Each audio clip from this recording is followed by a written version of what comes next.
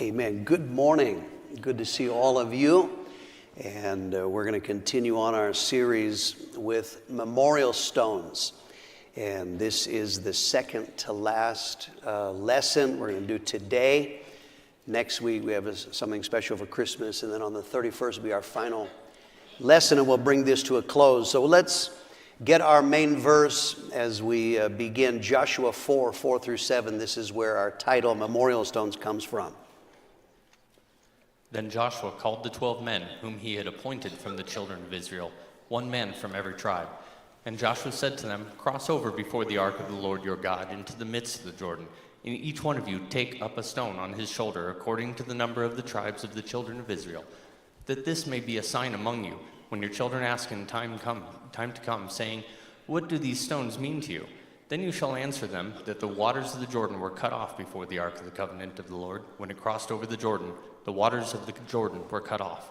And these stones shall be for a memorial to the children of Israel forever." Okay, let's begin. This series, if you're here for the first time, I've been doing two things. Number one, I've been telling stories about our history and of our church and our fellowship, but also along the way, mixed in with these stories, is I am explaining principles of our fellowship, of how we operate and how these came about. So let's talk first of all about support and ethics. My father experienced the church world. Mostly he was saved in a denomination called the Foursquare Gospel Church. For a very short time, he helped found an independent church in Scottsdale, Arizona, down in the valley in the Phoenix area. And so he discovered something that troubled him, and that was, it's universal, the human tendency to be selfish. So now you have Christians who are all supposed to be in this together for the Lord Jesus, but what he found is that human selfishness would be at work even in the kingdom of God. They would not help someone else in need. And now we're talking about pastors and churches, I'm talking about in particular. They would not help someone or have anything to do with someone lower than them. My dad discovered this. He was low on the totem pole, and so because of that, there were, in his opinion, there were people, they wouldn't have anything to do with him because he couldn't do anything for them.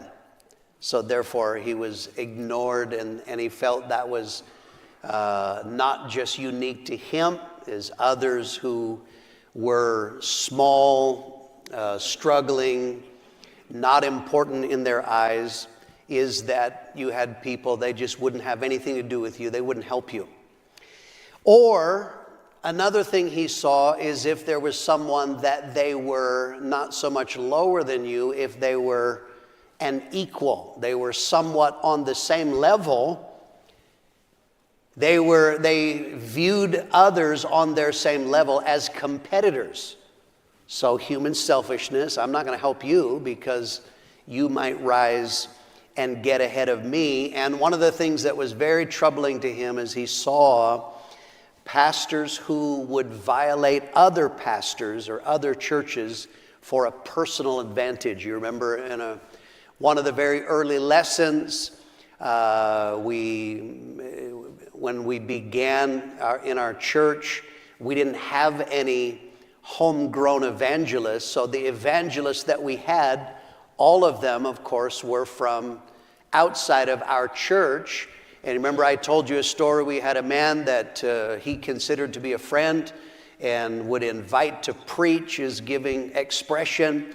And while the man is coming and preaching, he's also meeting people and showing them in the Old Testament a scripture about tithing to the priest and getting people. So think about this. He is invited. We're going to raise an offering and give it to him to support him. But he secretly is meeting with people and telling them, you send your tithe to me. So, because that was the church world, is that probably this man had been raised in an atmosphere where they didn't take care of evangelists, and because he had a dishonest streak in himself, there's no excuse for it, but he probably got used to, you got to take care of yourself because they're not going to take care of you. So now God begins to bless our church, and we began to plant churches. And so my father saw the vision according to the Bible of the Bible plan of fellowship. Fellowship. We are a fellowship, not a denomination.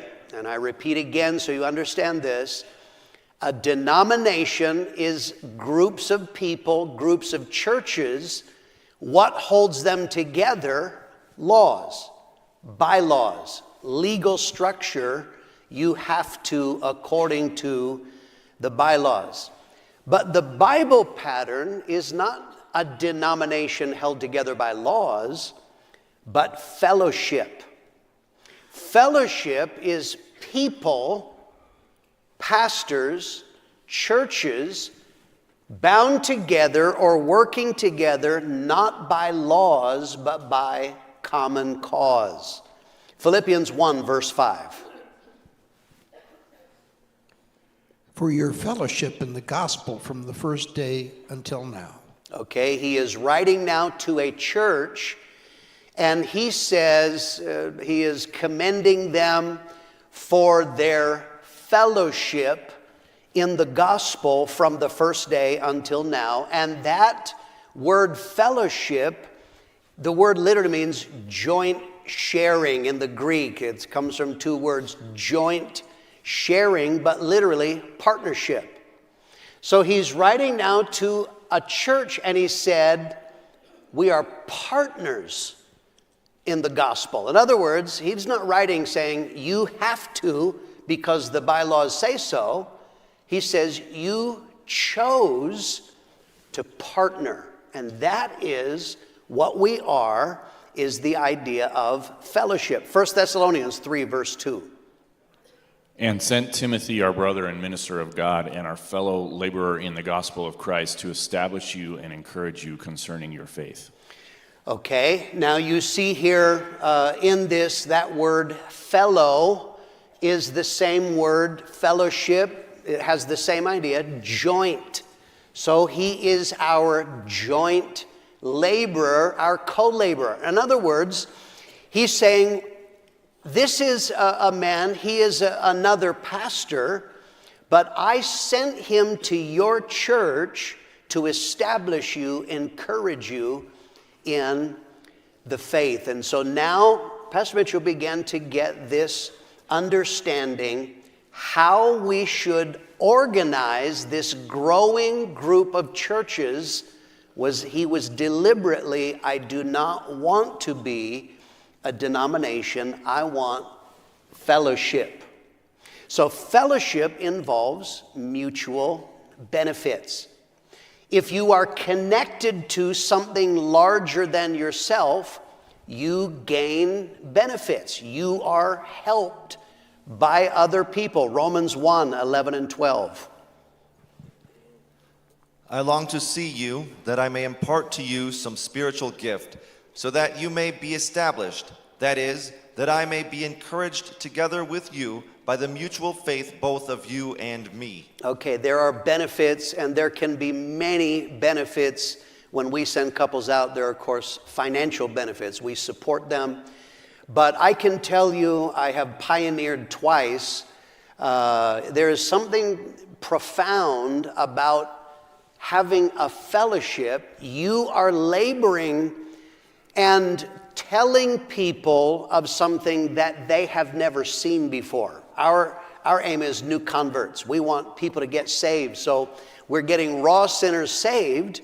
It is a wonderful benefit of fellowship when a pioneer couple can bring them to other area churches, can bring them to a rally, bring them to a conference, because it expands their mind. Lisa and I pioneered in Launceston, Tasmania. We're on an island. We couldn't easily take people anywhere. There was nowhere to take them to. But we had an impact team come from our mother church, and we had there was something so powerful about ordinary Christians who came, because human nature is like this. We're telling them things. They're going, yeah, but you're the pastor. Lisa would say, yeah, but you're the pastor's wife. But now they saw, in their mind, ordinary Christians, like, oh. And I had people from that time, they dramatically changed. That was a benefit. That's what fellowship does. We gain benefit by being connected to other people. I remember one of our converts, one of the couples, Mike and Alina Cook. Mike had been coming, didn't have a lot of revelation. From that time, Mike Cook gained revelation. He now is pastoring today. That's the benefit of fellowship, mutual obligations. This is the second part. And so mutual obligations. So you get mutual benefits. That's one side. You gain by being connected to something larger. But fellowship means you also have obligations. If you're connected to a larger group, you can't just live for yourself. You can't just act, I think, I feel, I want. It's not okay to only decide for you. You are obligated to do what's right for other people. Romans 14, verse 7.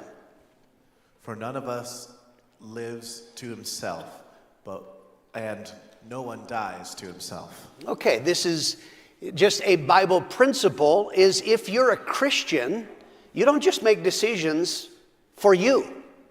Everything you do should be, how will this affect my brother or my sister? And in fellowship, as we begin to plant churches, pastors and churches have mutual benefits, but they have mutual obligations as well. Think about some lessons here of how our foundation is built. Here's the first lesson. We are obligated to try and not harm our brothers and sisters or other churches. Okay, so now we have pastors. They're going to go start a church. They're going to begin to build. All right. You remember this. You are obligated to not hurt other churches, your other fellow pastors or brothers and sisters. This can be many, many things. Let's just hit a few of them. In a larger city, one of the things is in larger cities, we plant multiple churches. And so we learn something over time is in a larger city, you're going to open a church. Don't open a church on top of your brother.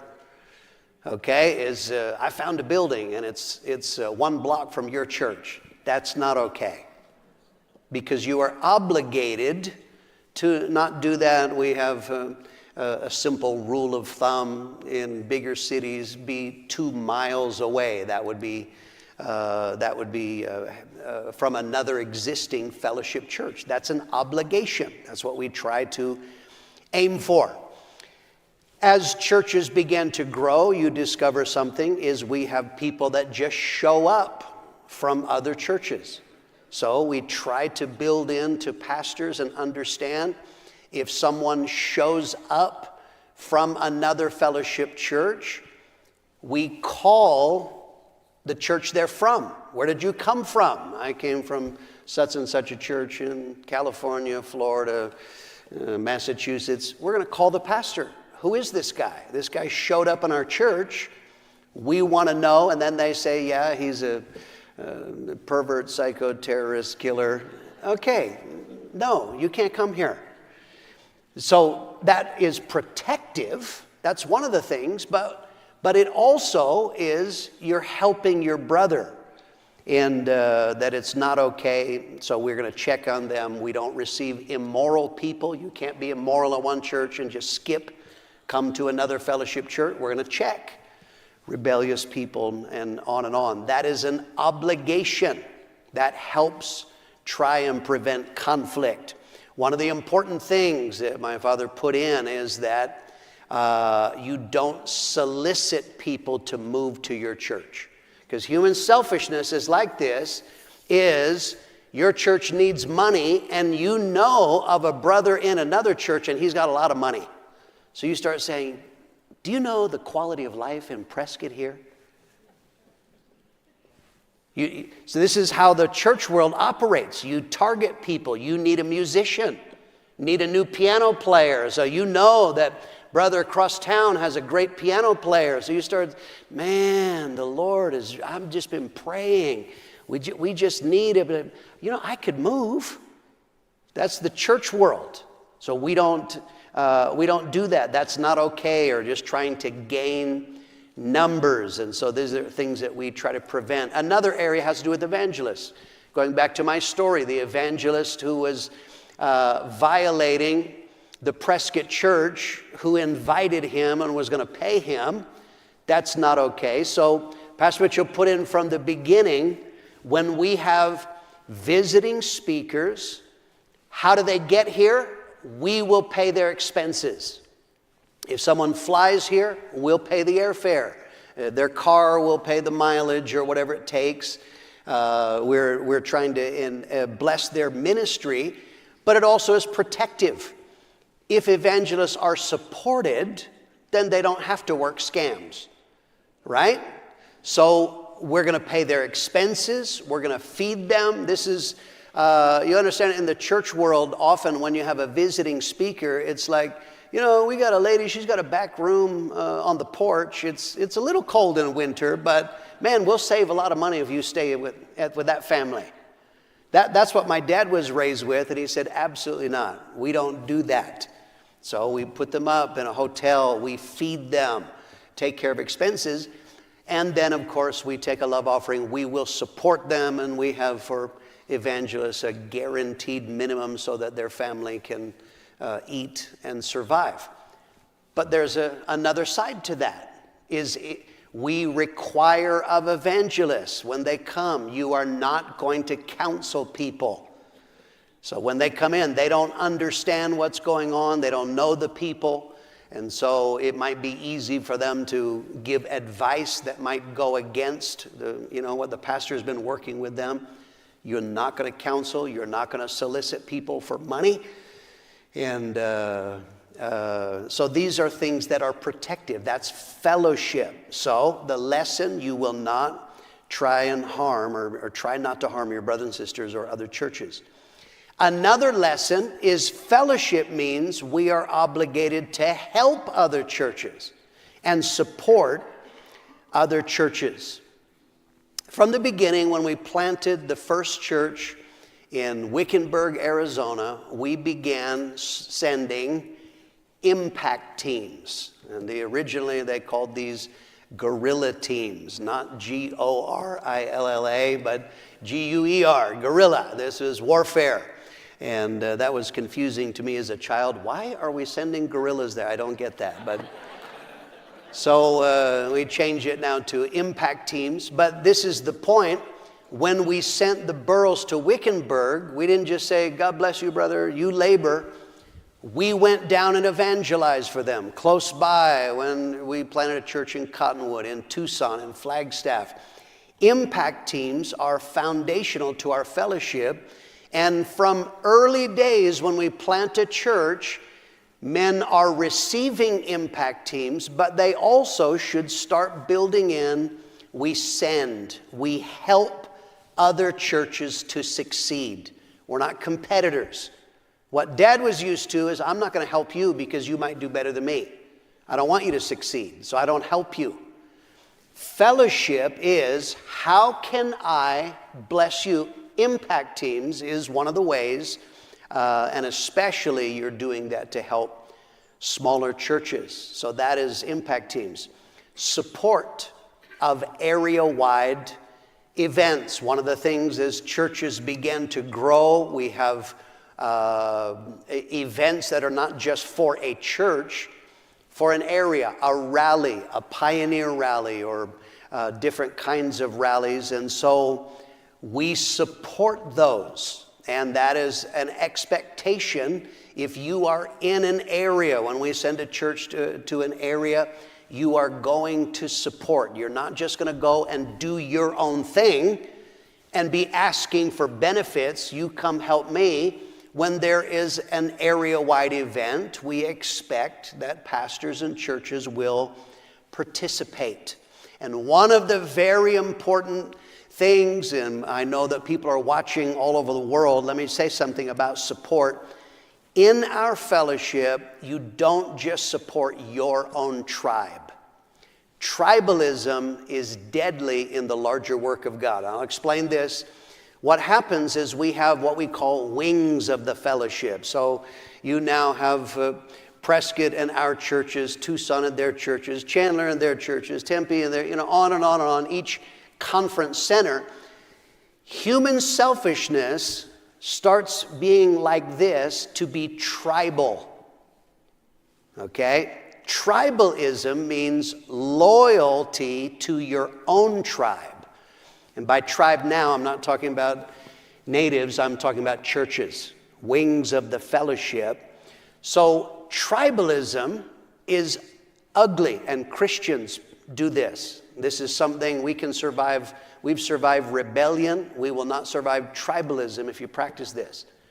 So what happens is people in their tribe, they're suspicious of everybody else who's not from their tribe. The only good ones are my people, right? If we're from Prescott, I'm suspicious of everybody else except for from Prescott. This is what happens. The only ones who are good, you're only good if you're from Chandler, Tempe, Tucson, San Antonio, El Paso, wherever it is around the world. That is disgusting. We are in this together. And so suspicion, there are people that refuse to ever participate, ever help any other tribe. I won't help you. You're not from my wing of the fellowship. That's disgusting. And that is not okay. So we have people that are doing this. They don't mind receiving benefit, but they will never participate. They isolate their people. They can be in an area where there are many other wings of the fellowship, but they will never attend. They keep their people from attending. That is disgusting. It's from hell. And it will hurt us in the long run. So you are pastors, if you are watching this and you are tribal, you're hurting yourself. You're hurting your own people.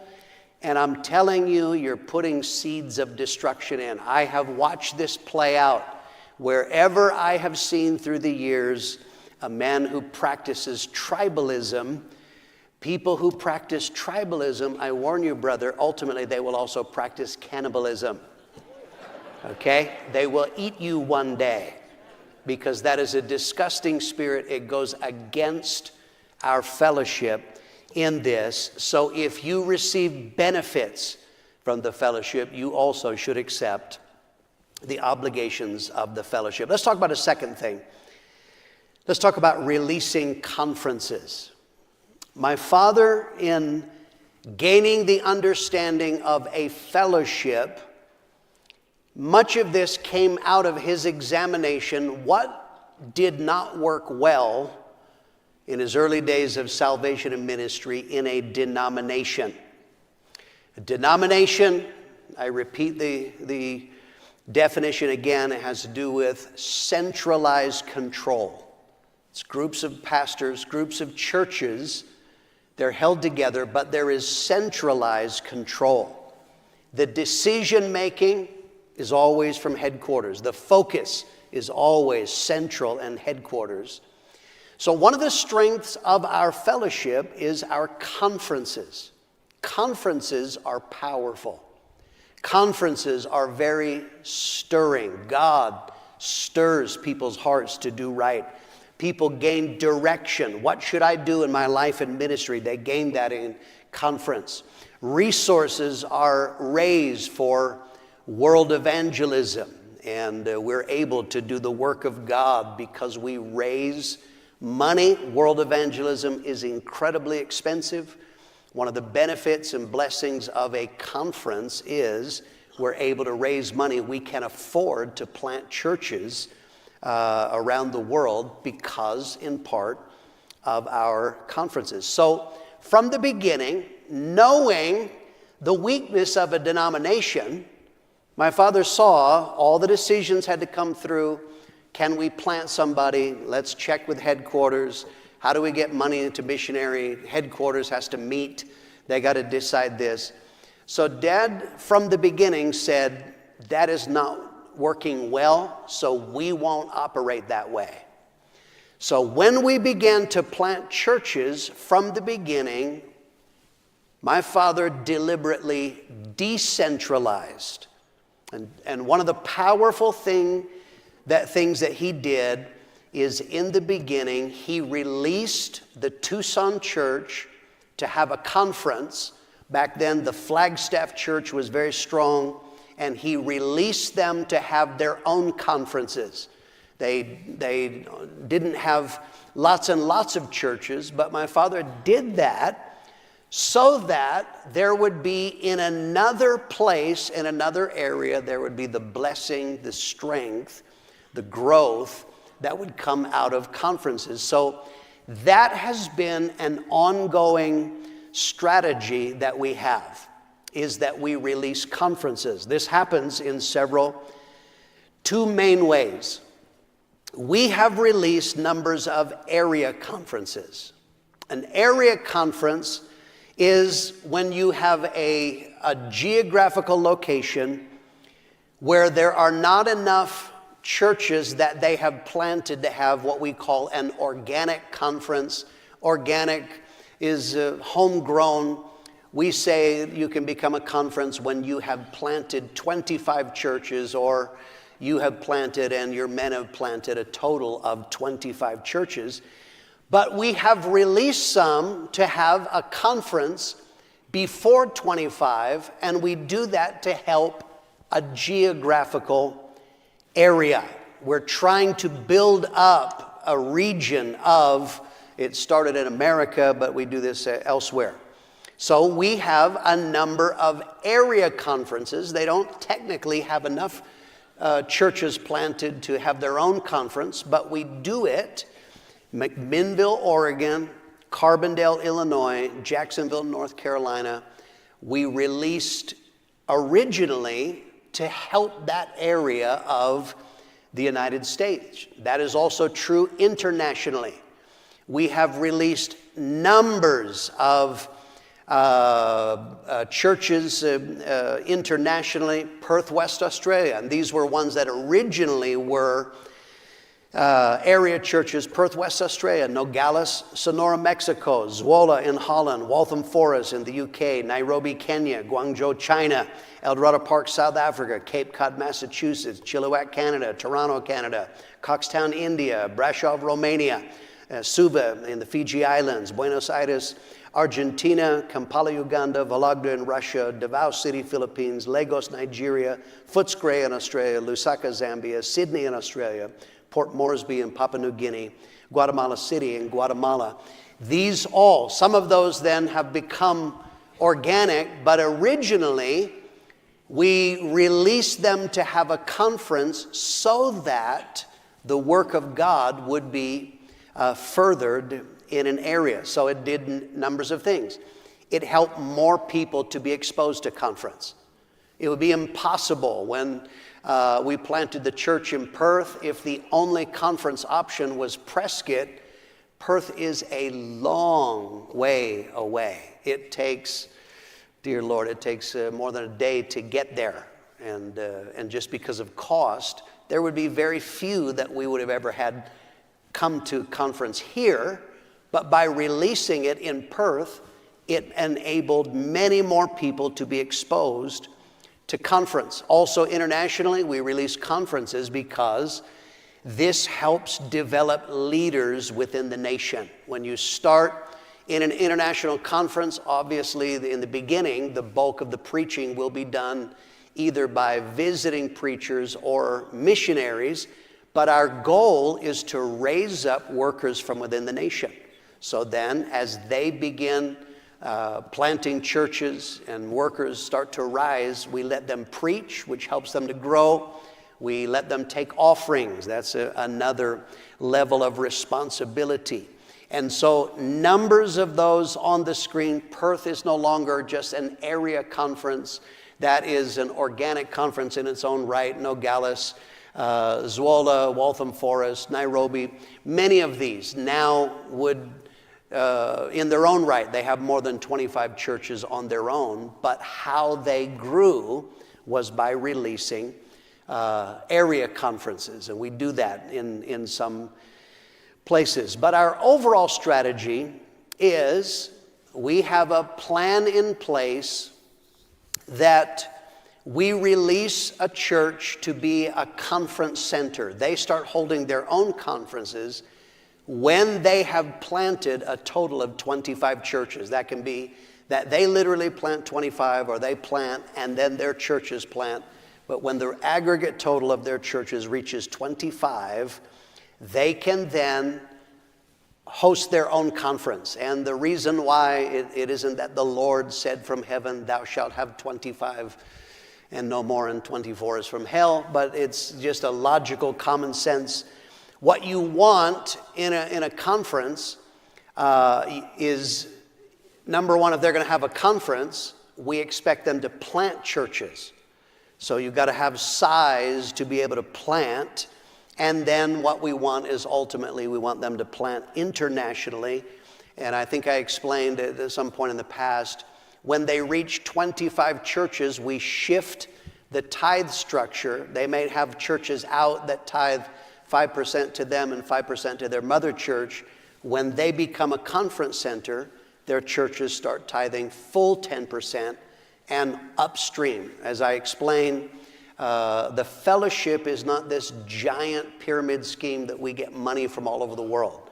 We release, and we release finances. We have over 3,600 churches now. Many of them, we never get a cent from them, and that's okay, because our plan is to release conference centers, and we have released numbers of organic conference centers in the United States. We have released Chandler, Arizona, Tempe, Arizona, Gallup, New Mexico, El Paso, Texas, San Antonio, Texas, Las Vegas, New Mexico, McAllen, Texas, Killeen, Texas, Ogden, Utah was the latest one in America, and these were organic. They reached 25, and then they started their own conferences. We've released many organic conference centers internationally.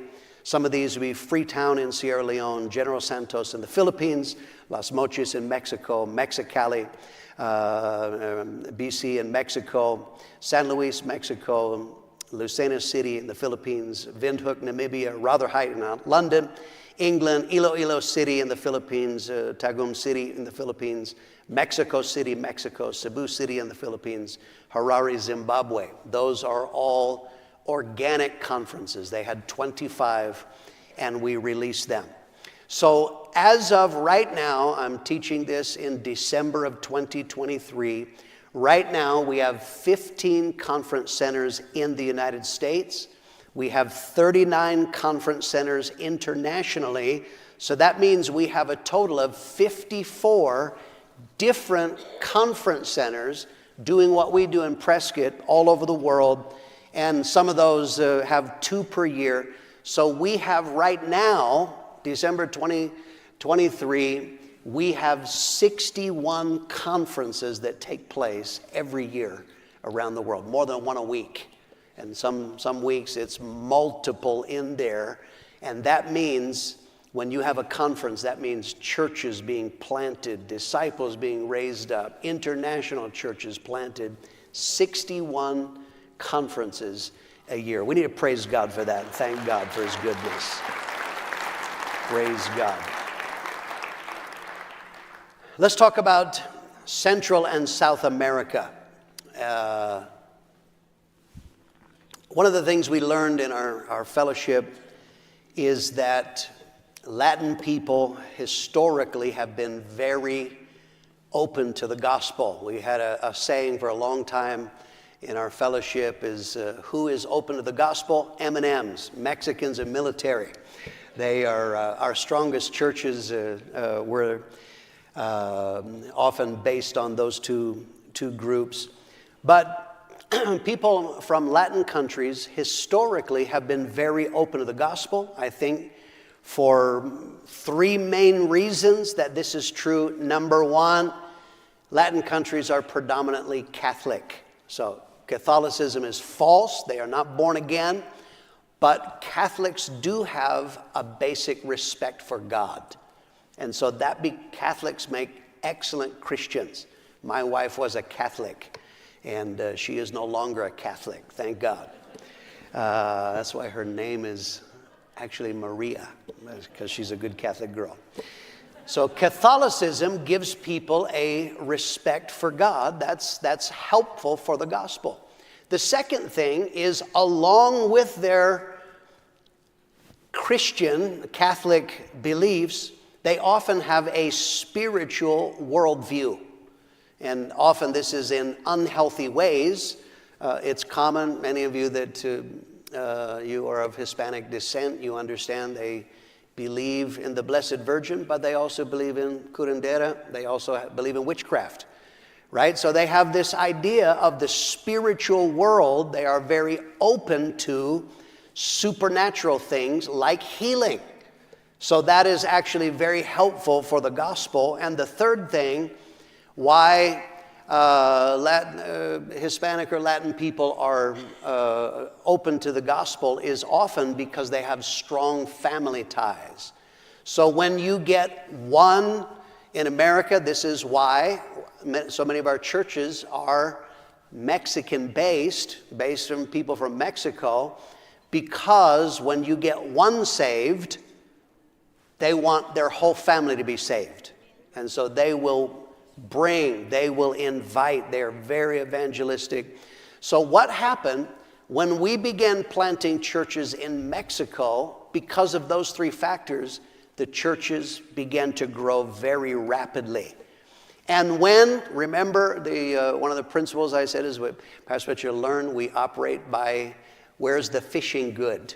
And so when we saw the response in Mexico, it was natural that then people began to look at other Latin nations to plant churches. So the churches in Mexico began to look beyond Mexico. Churches in the United States that have a strong Spanish base of any Latin country, they began to look at other Latin nations. So let's talk then about Central America. Right now, in Central America, in the nation of Belize, we have 5 fellowship churches. This is December 2023. El Salvador, we have 9 churches. Right now, in the Honduras, we have 11 churches. In Nicaragua, we have 8 churches. Costa Rica, 3 churches. Panama, we have 6 fellowship churches. And in the nation of Guatemala, we have 20 churches. We have an old trumpet report.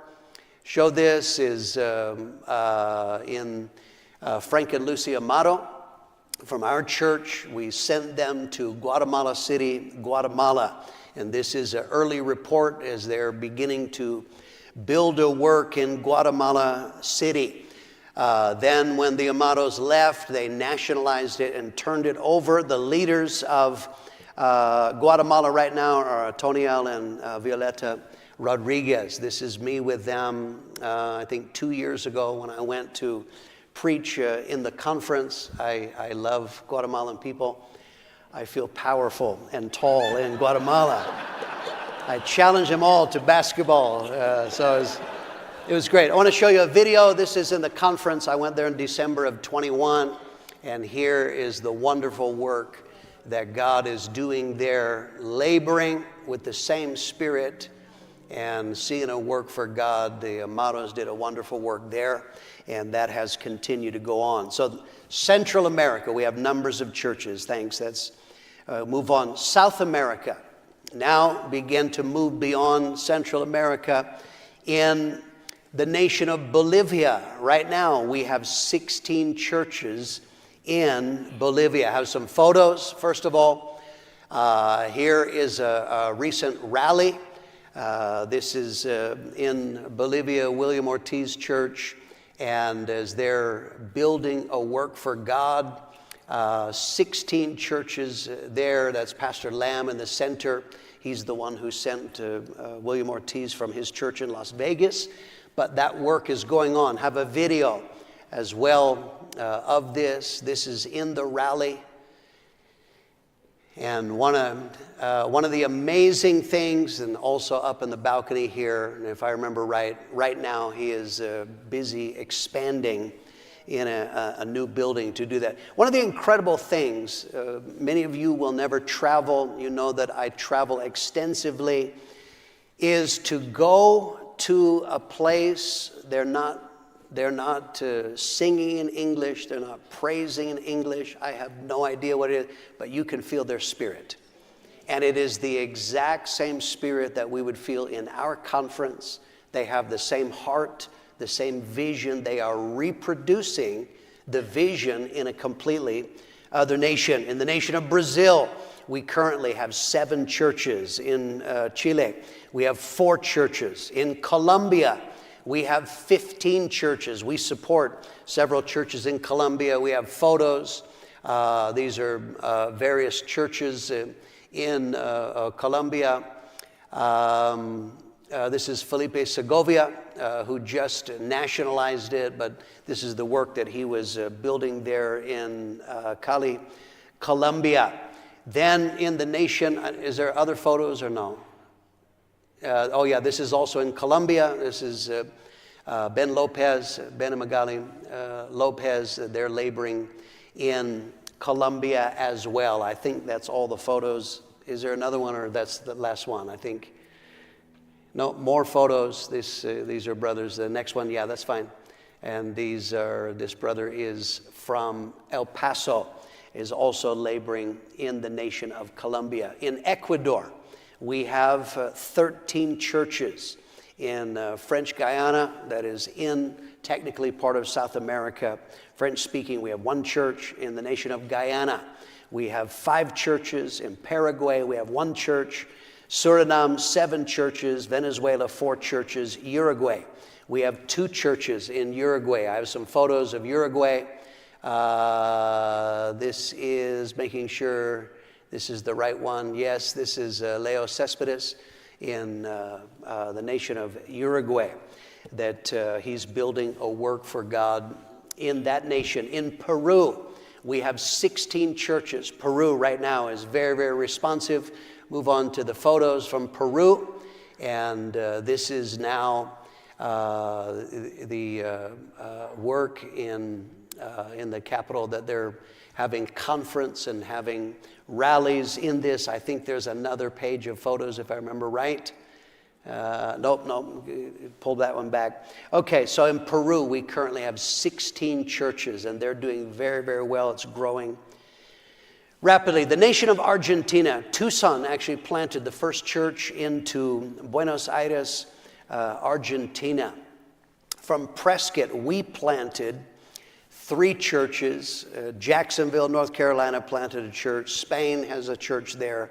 Mexico has planted churches there. And in the early days, there was waves of revival.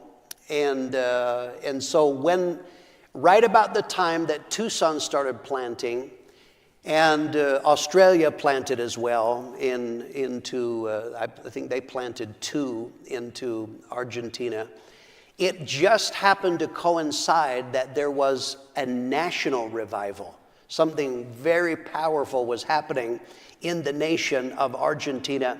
And so the response was very powerful. I have photos here. This is from the trumpet. And you see this is a couple, Kim Pensinger, Kim and Josie, in Buenos Aires, Argentina. And initially, tremendous response. Australia planted the Zapatas into a city called Rosario in Argentina. And the response was initially tremendous in Argentina.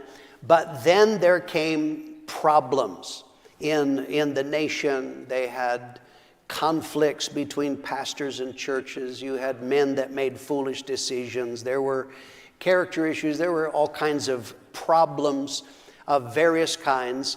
And so what happened is that response initially, it changed. I think these are early days. This is in Rosario when I'm preaching there. And just was a tremendous response, some incredible miracles back in the day. But the response changed. And so what happened is that it was no longer in an atmosphere of revival. And the majority of the churches in Argentina for quite some time, they struggled. They were not doing well. They were struggling very much. So here's a lesson that I want to give you, and it has to do with the power of leadership. A Bible principle has to do with leadership. God chooses men. The work is all God, but God has leaders, and leaders in many ways can hinder the work of God, or they can release the work of God. Joshua 1, verse 6. Be strong and of good courage, for to this people you shall divide as an inheritance the land which I swore to their fathers to give them. Okay, this is a Bible principle. God is speaking to a man, to a leader, Joshua, and he says, you shall divide for an inheritance the land for the people. In other words, God blesses you through a leader. That's a Bible principle. So now we're talking in a nation. So I want you to think about this. This is actually an amazing story. Buenos Aires, the original pastor left. Another man took over, and he had issues. He had a lot of strange things at work in him. There was a young couple in the church that had gotten saved under the first pastor, Juan Pablo and Silvina Cardo. And Juan Pablo is now in the church, and for whatever reason, the pastor that took over disliked him. I don't know if he was threatened by him or whatever. He would not allow Juan Pablo to have any form of ministry in the church at all. Zero. You will do nothing for 7 years. This is incredible. Like, what did I do wrong? He would not tell him, but he was forbidden to have any form of ministry for 7 years. And I have seen people that someone is mean to them for 15 minutes and they can barely stay saved. They looked at me funny. They said, my baby has big ears. I can't even live. 7 years, he stayed in the church. He didn't leave. And amazingly, he kept his heart right. And so finally, that man moved on. I don't know where he went. He no longer is in the fellowship. But Harold Warner, the pastor of Tucson, made a change, and he asked Juan Pablo to become the pastor of the church in Buenos Aires. So immediately when he came, I don't know if this was in a Tucson conference or in Prescott. I think it was maybe a Prescott conference he came to Pastor Mitchell, and he said, Pastor Mitchell, I have now taken over in Argentina. He said, the many problems that we've had in the nation. He said, what can I do? What steps can I take to help the nation of Argentina? And my father told him, you have to bring leadership to come preach, because leaders have a different dimension, and that will also bring you growth. So he said, okay, but the problem was many leaders knew of the problems. They weren't excited about going to Argentina. And so he said, Pastor Mitchell, will you help me? And so he said, yes. And so the first one he went to was Pastor Paul Stevens. He said, Pastor Stevens, Pastor Wayman Mitchell wants you to come to Argentina. And so he did. God bless him. He persuaded my father to come, he had not been there for many years after our investment. Previously, my father began to come, and then in time, once I was on staff, I began going, I don't remember what year, 2008, it seems like maybe 2009, somewhere in that region. But I began to come, and now I go there every year. One of the things that I do is that I do sermon workshops. I teach pastors how to put together sermons, how to find revelation, how to preach. This was the last one. I think there we had 58 or 60. There were somewhere about 60 pastors from Argentina, even South American nations that are there. That has been very, very powerful. Juan Pablo says that has been very, very helpful in the nation. We have their next photo. They just celebrated their 37th anniversary, and the work that God has done, they are continuing on. Very, very powerful. Under the leadership of Juan Pablo Cardo is that God has turned the atmosphere, the spirit of a nation. There is now a powerful move of God in Argentina again. I mean, revival. When they plant churches, the churches are growing rapidly. We have some photos. This is Santa Fe. That's a church that we originally invested in. We sent George and Irish Shields there. Our investment continues. The church in Santa Fe doing well. Next photo. This is a men's discipleship that they did in the area. That is all men from Argentina, and that is the work that God is doing. For many years, Juan Pablo and the church in Buenos Aires, they were in this tiny little tunnel of a building. It was very, very small, and it was hurting his growth, but he came across a building. The building they were able to get, God helped them supernaturally. This building, they have 3 floors, and on each floor they can seat 400 people. I have a video of this building. This is a rally that I preached just this year when I was there. This is just the bottom floor that were here. There were 400 on the bottom floor, and there were, I'm pulling this from memory, it seems like they had another 300 on the second floor watching on video as well. And I'm telling you, the work in Argentina, it is powering on. They have been planting churches. We have a photo from their last conference that was just all of these couples along the front. These are couples that they planted out in the last conference that was just in October, if I remember right. As of right now, there are 58 churches in Argentina, December 2023, and they have 3 churches in 3 other nations. They planted churches in Paraguay, in Uruguay, and Brazil. We need to thank God for what God has done in Argentina. Thank you, God, for the work that you've done and being allowed us to be a part of it. Thank God. Okay, that's all we have for today. We have one more lesson. That will not be next Sunday. It'll be the 31st, and that will end our series. God bless you. Service will start at 10:30.